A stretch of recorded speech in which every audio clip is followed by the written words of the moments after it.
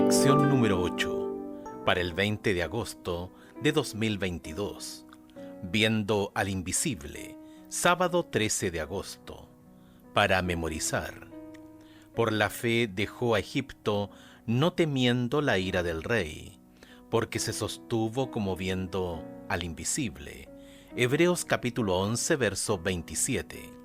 La definición de fe en el libro de Hebreos siempre es un desafío. Comillas, es pues la fe, la certeza de lo que se espera, la convicción de lo que no se ve. Hebreos capítulo 11, verso 1. ¿Cómo podemos estar convencidos de lo que no vemos? Con todo, esto es exactamente lo que ilustra Moisés en nuestro versículo para memorizar. Se sostuvo como viendo al invisible. Hebreos capítulo 11, verso 27. Es aún más provocador comprender que somos llamados a ver al invisible, no solo cuando los tiempos son buenos, sino especialmente cuando todo va mal. Para ello necesitamos fe, una fe semejante a la de Cristo, moldeada por la verdad acerca de Dios y el reino de Dios. La verdad sobre la bondad de nuestro Padre, el poder del nombre de Jesús, el poder de la resurrección y la compasión de Dios son verdades esenciales que nos permitirán mantenernos firmes cuando estemos en el crisol y podamos sentir la tentación de dudar de todo. Un vistazo a la semana. ¿Qué verdades acerca de Dios pueden ayudarnos a sostenernos aún en las peores situaciones? Domingo 14 de agosto. La extravagancia de nuestro Padre. Comillas, si de verdad Dios me amara, seguramente haría, puntos suspensivos, por mí. Me pregunto cuántas veces ese pensamiento ha pasado por nuestra mente. Observamos las circunstancias y luego comenzamos a preguntarnos si Dios realmente nos ama, porque si así fuera realmente, las cosas serían diferentes. Hay dos argumentos que a menudo nos llevan a dudar de la bondad de Dios. En primer lugar, cuando tenemos un deseo ardiente en nuestro corazón y nuestra mente por algo que creemos que es bueno. La idea de que Dios desea algo diferente para nosotros puede parecernos ridícula. En segundo lugar, podemos dudar de la bondad de Dios porque nuestra experiencia choca con lo que creemos. Si algo se ve bien o se siente bien, o suena bien o sabe bien, entonces debe ser bueno. Por lo tanto, nos enojamos con Dios cuando no podemos tenerlo. Aquí es donde interviene la fe. La fe entra en juego precisamente en aquellos momentos en que nos vemos tentados a dudar de Dios y de su bondad. Escucha Romanos capítulo 8 versos 28 al 39. Es un pasaje poderoso que describe la bondad de Dios hacia nosotros. ¿Qué lograste encontrar en estos versículos que nos pueda ayudar a proteger nuestra mente para no dudar de la bondad de Dios? Y sabemos que a los que aman a Dios, todas las cosas les ayudan a bien, esto es, a los que conforme a su propósito son llamados, porque a los que antes conoció, también los predestinó para que fuesen hechos conformes a la imagen de su Hijo, para que Él sea el primogénito entre muchos hermanos. Y a los que predestinó, a estos también llamó, y a los que llamó, a estos también justificó, y a los que justificó, a estos también glorificó. ¿Qué pues diremos a esto? Si Dios es por nosotros, ¿quién contra nosotros?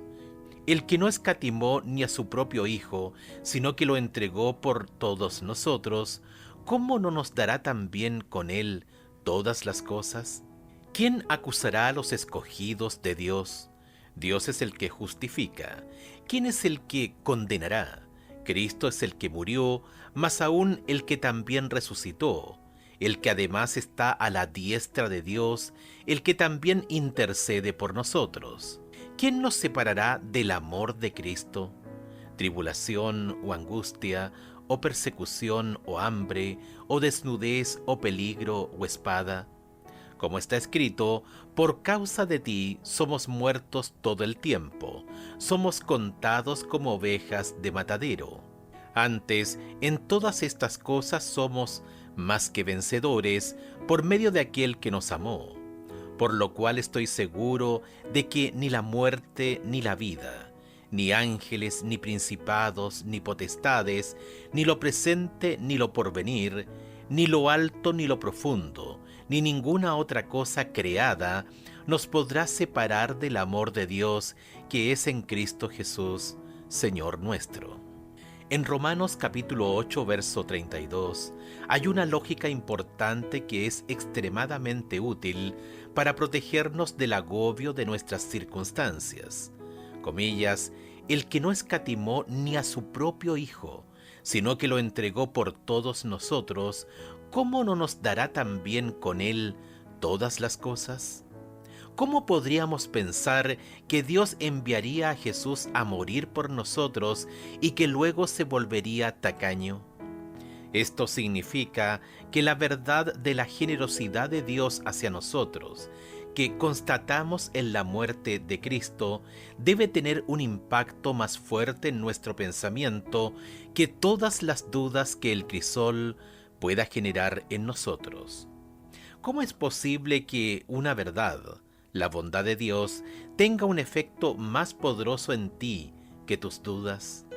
Dedica un tiempo a meditar sobre la verdad de que Dios dio a Jesús para morir en tu lugar, y que esta increíble generosidad continúa de 1000 maneras diferentes para ti hoy. ¿Qué impacto causa esto sobre tu fe?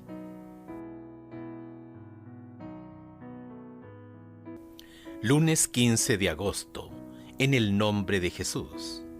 Si algo pidiereis en mi nombre, yo lo haré. Juan capítulo 14, verso 14. Jesús no estaría mucho tiempo más con los discípulos. Quien había sido su apoyo y aliento se iría al cielo. Y los discípulos comenzaron a sentirse confundidos e impotentes. Pero si bien los discípulos ya no podrían verlo físicamente, Jesús les dio una promesa extraordinaria. Escucha Juan capítulo 14 versos 1 al 14. Según los versículos 13 y 14, Jesús promete hacer por nosotros, comillas, todo lo que pidamos en su nombre. Debido a esto, casi siempre agregamos al final de nuestras oraciones, en el nombre de Jesús, amén.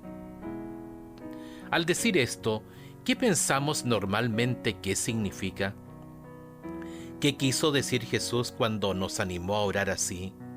¿Qué pistas hay en estos versículos que nos ayudan a comprender lo que Él nos plantea? Escucha Juan capítulo 14, versos 1 al 14. No se turbe vuestro corazón. Creéis en Dios, creed también en mí. En la casa de mi Padre muchas moradas hay. Si así no fuera, yo os lo hubiera dicho. Voy pues a preparar lugar para vosotros. Y si me fuere y os preparare lugar, vendré otra vez y os tomaré a mí mismo, para que donde yo estoy, vosotros también estéis. Y sabéis a dónde voy, y sabéis el camino. Le dijo Tomás, Señor, no sabemos a dónde vas. ¿Cómo pues podemos saber el camino? Jesús le dijo, Yo soy el camino y la verdad y la vida. Nadie viene al Padre sino por mí. Si me conocieseis, también a mi Padre conoceríais. Y desde ahora le conocéis y le habéis visto. Felipe le dijo, Señor, muéstranos el Padre y nos basta. Jesús le dijo, ¿tanto tiempo hace que estoy con vosotros y no me has conocido, Felipe? El que me ha visto a mí, ha visto al Padre. ¿Cómo pues dices tú, muéstranos el Padre? ¿No crees que yo soy en el Padre y el Padre en mí? Las palabras que yo os hablo, no las hablo por mi propia cuenta, sino que el Padre que mora en mí, Él hace las obras. Creedme que yo soy en el Padre, y el Padre en mí.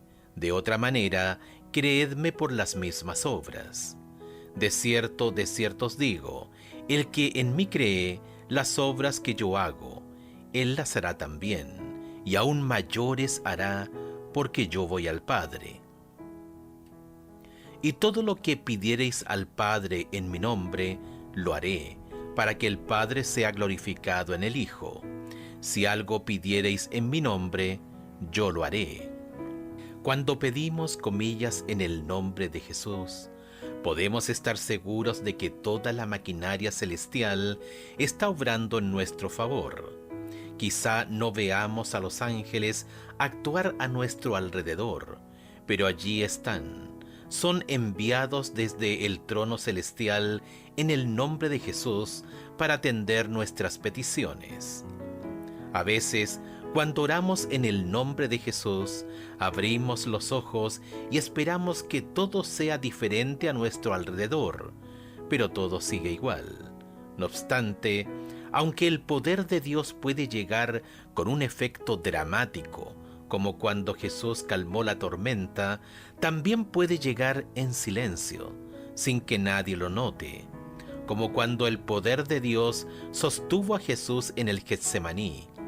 Quizá no suceda nada dramático de repente, pero eso no significa que Dios no esté obrando en favor de nosotros.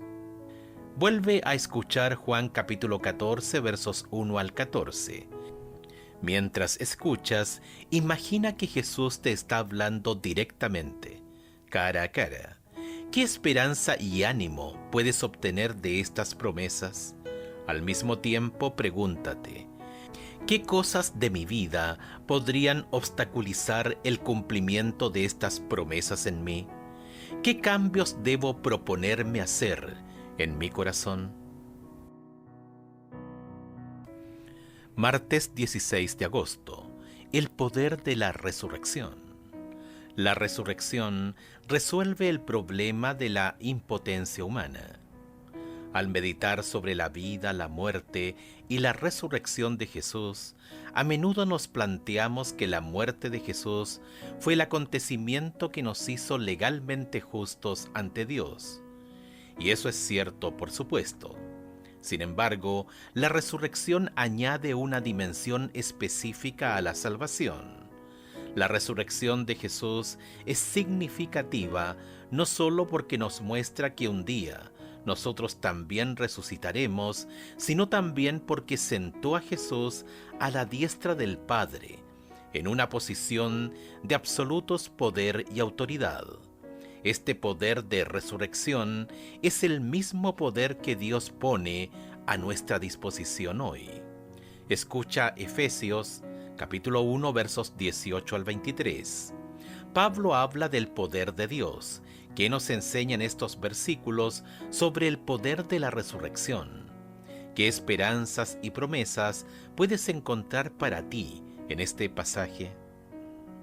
Alumbrando los ojos de vuestro entendimiento, para que sepáis cuál es la esperanza a que Él os ha llamado, y cuáles las riquezas de la gloria de su herencia en los santos, y cuál la supereminente grandeza de su poder para con nosotros los que creemos, según la operación del poder de su fuerza, la cual operó en Cristo, resucitándole de los muertos y sentándole a su diestra en los lugares celestiales, sobre todo principado y autoridad y poder y señorío, y sobre todo nombre que se nombra, no solo en este siglo, sino también en el venidero. Y sometió todas las cosas bajo sus pies, y lo dio por cabeza sobre todas las cosas a la Iglesia, la cual es su cuerpo, la plenitud de aquel que todo lo llena en todo. Pablo ora para que los efesios comprendan algunas cosas que solo pueden entenderse correctamente con la ayuda divina. 1. Que existe la esperanza de transformación y un futuro eterno al que Jesús nos ha llamado. 2. El poder que se manifestó en nuestro favor. Pablo luego trata de describir cuán asombroso es este poder, el poder que está disponible para nosotros hoy es el mismo poder que resucitó a Jesús. No solo lo sacó de la tumba y le devolvió la vida, sino también le devolvió el sitial de poder a la diestra del Padre. Pero Pablo no se detiene allí. La resurrección no le dio a Jesús cualquier clase de poder, sino el poder de gobernar y proveer todo lo que su pueblo pudiera necesitar por toda la eternidad.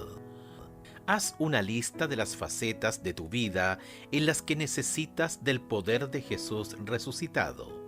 Cuando termines, ora para que este poder se aplique en todas estas esferas de necesidad. Al mismo tiempo, ¿en qué puedes mejorar? ¿Qué decisiones puedes tomar para que este poder actúe con más libertad en tu vida? Miércoles 17 de agosto. Echar toda nuestra ansiedad. Hay una placa que algunos tienen en sus hogares que dice, comillas, ¿por qué orar cuando puedes preocuparte? Nos hace reír porque sabemos con qué frecuencia nos preocupamos en lugar de acudir a Dios y darle nuestras preocupaciones. Alguien dijo cierta vez que cuando en nuestra vida esté todo enredado, debemos dársela a Dios y permitir que Él desate los nudos. ¿Cuántos deseos tendrá Dios de hacer esto por nosotros? Sin embargo, es increíble cómo nos las arreglamos para aferrarnos a nuestros problemas hasta que estamos a punto de estallar. ¿Por qué esperamos hasta estar desesperados antes de acudir a Dios? Escucha 1 de Pedro capítulo 5 verso 7. Pedro cita Salmos 55, 22. ¿Cuál es el mensaje básico para nosotros? Compara este también con Mateo capítulo 6 versos 25 al 33. 1 de Pedro capítulo 5 verso 7. Echando toda vuestra ansiedad sobre Él, porque Él tiene cuidado de vosotros. Mateo capítulo 6 versos 25 al 33. Por tanto os digo, no os afanéis por vuestra vida, que habéis de comer o que habéis de beber, ni por vuestro cuerpo, que habéis de vestir. ¿No es la vida más que el alimento, y el cuerpo más que el vestido? Mirad las aves del cielo, que no siembran ni siegan, ni recogen en graneros, y vuestro Padre Celestial las alimenta. ¿No valéis vosotros mucho más que ellas? ¿Y quién de vosotros podrá, por mucho que se afane, añadir a su estatura un codo? Y por el vestido, ¿por qué os afanáis? Considerad los lirios del campo, cómo crecen. No trabajan ni hilan, pero os digo que ni aun Salomón, con toda su gloria, se vistió así como uno de ellos. Y si la hierba del campo que hoy es, y mañana se echa en el horno, Dios la viste así, ¿no hará mucho más a vosotros, hombres de poca fe? No os afanéis pues diciendo, ¿qué comeremos, o qué beberemos, o qué vestiremos? Porque los gentiles buscan todas estas cosas, pero vuestro Padre Celestial sabe que tenéis necesidad de todas estas cosas. Mas buscad primeramente el reino de Dios y su justicia, y todas estas cosas os serán añadidas. Así que no os afanéis por el día de mañana, porque el día de mañana traerá su afán.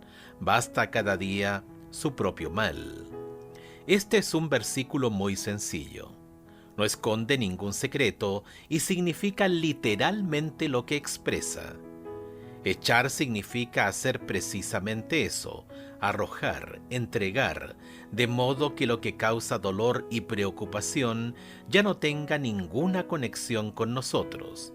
Pero por supuesto, no arrojamos nuestras cargas a cualquier parte. Nuestra preocupación no desaparece en el vacío. Se la damos a nuestro Padre Celestial, quien promete resolverla. ¿No es lo que Jesús nos asegura en los versículos de Mateo? El problema para ponerlo en práctica no es que sea difícil, sino todo lo contrario. Parece demasiado fácil, demasiado bueno para ser verdad.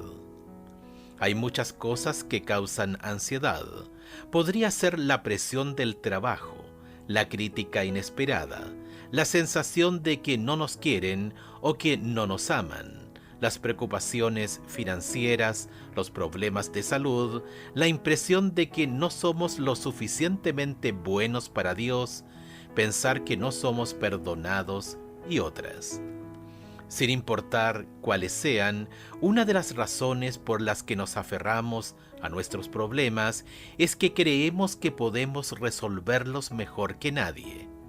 Pero Pedro nos insta a reconsiderar esa idea. La razón por la que no tenemos que preocuparnos es que a Dios le importa. Pero a Dios todavía le importa lo suficiente como para poder intervenir cuando se avecina un divorcio o nos sentimos totalmente inútiles. La Biblia afirma que le importa lo suficiente como para poder transformar cualquier situación. ¿Qué cosas te preocupan ahora? Aunque sean legítimas y parezcan angustiosas, ¿hay algo demasiado difícil para Dios? Quizá nuestro mayor problema sea que, aunque creemos que Dios está al tanto y puede solucionarlas, no creemos que las resolverá como nos gustaría a nosotros. Medita sobre esto último y cuestiónate si así es en tu vida. Jueves 18 de agosto. Continúa siendo fiel aun cuando no puedas ver a Dios. Creer que a nadie le importa lo que nos está pasando es muy desagradable, pero pensar que Dios no nos conoce o no se preocupa por nosotros puede ser muy angustioso. Para los judíos exiliados en Babilonia, Dios no parecía preocuparse mucho por su situación. Todavía estaban en el exilio, todavía se sentían abandonados por Dios debido a su pecado. Pero Isaías les transmite palabras de consuelo. Isaías capítulo 40 es un hermoso pasaje en el que Isaías habla al pueblo con mucha ternura acerca de su Dios. Comillas, como pastor apacentará su rebaño. En su brazo llevará a los corderos y en su seno los llevará. Pastoreará suavemente a las recién paridas. Isaías capítulo 40 verso 11. Pero después de tanto tiempo, los exiliados pensaban, ¿dónde estás, Señor? No podemos ver ninguna evidencia de que todavía estás allí, ni de que te preocupas. Escucha Isaías capítulo 40, versos 27 al 31. ¿Cómo describe Isaías a Dios? ¿En qué sentido esta descripción de Dios responde a su creencia de que mi camino está escondido de Jehová y de mi Dios pasó mi juicio? De Isaías capítulo 40, verso 27. ¿Por qué dices, oh Jacob, y hablas tú, Israel, mi camino está escondido de Jehová y de mi Dios pasó mi juicio? ¿No has sabido, no has oído que el Dios eterno es Jehová, el cual creó los confines de la tierra? No desfallece, ni se fatiga con cansancio, y su entendimiento no hay quien lo alcance. Él da esfuerzo al cansado y multiplica las fuerzas al que no tiene ningunas. Los muchachos se fatigan y se cansan, los jóvenes flaquean y caen, pero los que esperan a Jehová tendrán nuevas fuerzas, levantarán alas como las águilas, correrán y no se cansarán, caminarán y no se fatigarán. Otro grupo de personas que podría haber considerado que su camino estaba oculto de Dios se encuentra en el libro de Esther. En este libro no se menciona a Dios ni una sola vez. Sin embargo, la historia desarrolla un drama acerca de la intervención de Dios para salvar a su pueblo de una ley irrevocable para destruirlo. Esta historia no solo describe acontecimientos del pasado, sino también simboliza un tiempo futuro, en el que se volverá a perseguir al pueblo de Dios y se introducirá nuevamente una ley para su destrucción. Apocalipsis capítulo 13, verso 15. ¿Te imaginas cuán fácil sería llegar a la conclusión de que, si hoy existieran esas circunstancias tan terribles, Dios seguramente habría abandonado a su pueblo? Pero no debemos temer. El mismo Dios que salvó a sus escogidos en la historia de Esther, los volverá a salvar en la crisis final. Hemos leído cómo Isaías describió a Dios ante los exiliados. ¿Cómo describirías a Dios ante personas que sienten que Dios desapareció y las abandonó? ¿Cómo le enseñarías a ver con los ojos de la fe y a dejar de depender de lo que ven a su alrededor con los ojos físicos?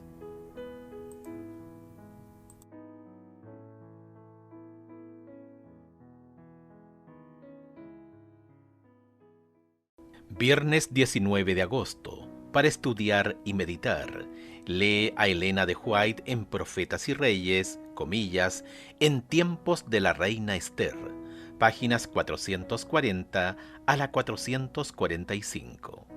Comillas, ¿no ha dicho Dios que dará el Espíritu Santo a los que se lo pidan? ¿Y acaso no es este Espíritu un guía real, verdadero y eficaz?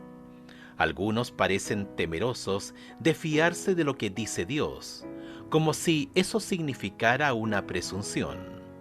Oran para que el Señor nos enseñe y sin embargo temen aceptar la palabra que Dios ha dado y creer que hemos sido enseñados por Él. Mientras nos presentemos humildemente delante de nuestro Padre Celestial, con un espíritu dócil, con disposición y ansias de aprender, ¿por qué habríamos de dudar del cumplimiento de su promesa? Ni por un momento debéis deshonrarlo dudando de él. Cuando hayáis procurado conocer su voluntad, vuestra parte en la cooperación con Dios es creer que os dirigirá, guiará y bendecirá en el cumplimiento de su voluntad. Quizá tengamos que desconfiar de nosotros mismos para no interpretar mal sus enseñanzas, pero confiad en Él hasta lo sumo, para que el Espíritu Santo os guíe, a fin de que interpretéis correctamente sus planes y la obra de su providencia. Comentarios de Elena G. de White en el Comentario Bíblico Adventista, tomo 3, página 1173-1174. Comillas, la fe se fortalece al entrar en conflicto con dudas e influencias opositoras. La experiencia obtenida en estas pruebas es de mayor valor que las joyas más costosas. Testimonios para la Iglesia, tomo 3, página 609. Preguntas para dialogar. 1. Como clase, hablen sobre el tipo de cosas en las que creemos pero no vemos, cosas que sabemos que son reales, pero que están más allá de nuestra vista. ¿Cómo puede esto ayudarnos a entender lo que significa ver al invisible? 2. Analicen la pregunta que se encuentra al final del estudio del miércoles. ¿Cuán a menudo nos encontramos en esa situación?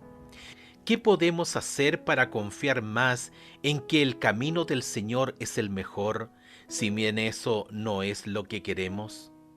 3. Si la fe se fortalece al entrar en conflicto con dudas e influencias opositoras, y esto conduce a algo sumamente valioso, de más valor que las joyas más costosas, ¿cómo debería esto moldear la forma en que percibimos esos conflictos? 4. La mayoría vio a gente e incluso a hermanos cristianos en situaciones en las que, al menos desde nuestra perspectiva, el resultado fue desastroso. Lo peor que imaginamos sucedió a pesar de las oraciones y grandes esfuerzos. ¿Cómo entendemos esto a la luz de lo que estuvimos estudiando?